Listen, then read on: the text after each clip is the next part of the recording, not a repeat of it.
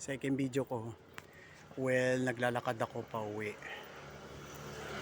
Marami mga tricycle na nakaparada dito as usual.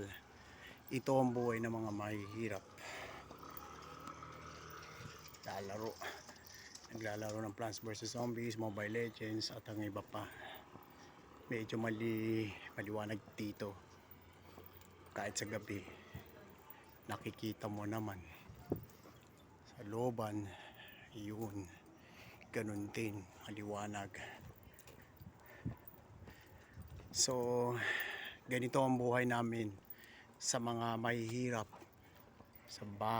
sa Nabotas. Actually, ganun talaga. Pag naglalakad ka madilim, syempre patay-patay yung ilaw dito. Minsan liwanag, minsan hindi. Kaya yun, tuloy-tuloy. May tindahan dito. Dito nakatira yung kaibigan ng mama ko na si Salvacion Al-Limagno.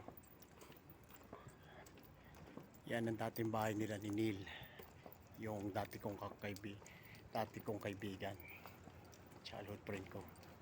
Ngayon malaki na, dito na rin yung nagkasawa na. Ngayon tuloy pa rin ang paglalakbay ko pauwi ng bahay.